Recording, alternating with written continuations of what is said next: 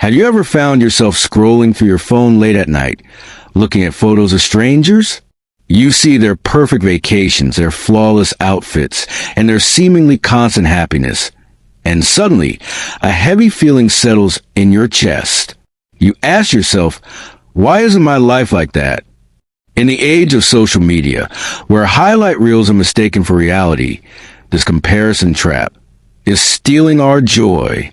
Today, I want to share a fable with you, a story about the hidden cost of perfection. And as we journey through this tale, pay close attention to the emotions described. It's a great way to expand your vocabulary. So, get comfortable, take a deep breath, and let me introduce you to Kale. The story of Kale and the Burden of Beauty. Kale was a raven with feathers as dark as midnight. He was strong and capable, yet he spent his days plagued by insecurity. One afternoon, Kale landed on the sturdy branch of an oak tree overlooking a manicured garden. Below him, gliding effortlessly across a crystal-clear lake, was a swan. The creature was magnificent, pristine white plumage that seemed to glow in the sunlight. Tourists gathered at the water's edge, snapping photos and gasping in awe. Mesmerized, Kale hopped down for a closer look. But the moment his dark shadow fell across the path, the mood changed. "Shoo! Get away, you pest!" the tourists shouted, waving their arms aggressively. They saw Kale as nothing more than a nuisance, a stain on their perfect picture. Kale retreated to the treetops, his heart heavy with shame. "They hate me because I am common," he wept. "They hate me because I am dark. If only I were a swan, the world would love me." Just then, the shuffling of wings interrupted his sobbing. It was the elder of the flock, a wise old bird with silver-streaked feathers. "Why so much sorrow, Kale?" the elder rasped. "I despise my reflection," Kale admitted. "I want to be loved like the swan." The elder's eyes twinkled. "There's a legend of a mystic waterfall deep in the valley. It is said that if you bathe in it, your form will change to whatever you desire. But," the elder warned, "before you rush off to change your fate, you must go to the swan. Ask him if his beauty has truly made him free." Desperate for a change, Kale agreed. He flew back to the lake and found the swan resting. "Excuse me, oh magnificent one," Kale whispered. "You must be the most joyous bird alive. You are worshipped for your beauty. Are you not perfectly happy?" The swan looked up, his eyes filled with a deep sadness. "Happy?" the swan sighed. "My friend, I am terrified. Because of these white feathers, I am a prize, not a living being. I am kept in this pond, unable to leave, and I fear that when my beauty fades, or when the humans get hungry, my life will end on a dinner plate. I sleep with one eye open." Kale was stunned. "If not you, then who is the happiest?" "The parrot," the swan replied. "He lives in safety, and his colors are far more vibrant than mine." Kale thanked him and flew to the nearest town, searching for the parrot. He found him perched on a balcony, a riot of green, red, and yellow feathers. "You," Kale chirped. "You are a living rainbow. Surely, you're the happiest bird in the world." The parrot lowered his head. "My colors are my curse," he whispered.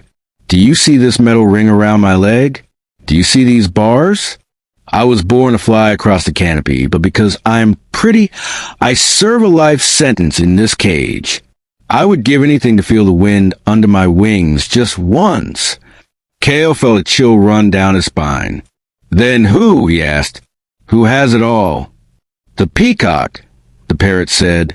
"He resides in the Grand Zoo. He is treated like royalty." Kale flew faster now, confused and anxious. He arrived at the zoo and saw the peacock, displaying a fan of feathers that looked like 100 watching eyes. The crowd was immense. "Oh, Royal Peacock," Kale bowed. "You are a masterpiece. Millions admire you. You must be the happiest soul on earth." The peacock retracted his feathers and looked at Kale with pure envy. Happy, the peacock scoffed. Do you know what these humans do? They chase me. They pluck my feathers to sell as souvenirs. It is painful, and it leaves me feeling used. I look at you, Raven, sitting high on that wall, and I am jealous. Jealous of me? Kale asked, shocked. But I am plain. I am dark. You are free, the peacock said, his voice trembling. No one hunts you for your beauty. No one cages you for your colors. You can fly to the mountains or the sea. You are the master of your own destiny. That is true happiness. Kale looked at his black wings. For the first time, he didn't see ugliness. He saw armor. He saw liberty.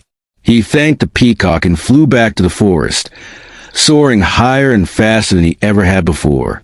He didn't need the mystic waterfall. He was already exactly who he needed to be. We are all a lot like Kale. We look at the swans and peacocks of Instagram and TikTok, thinking their lives are perfect because they look beautiful. But we don't see the cages they are in. We don't see the pressure to maintain that image, the insecurity, or the lack of privacy. Here is a lesson for today.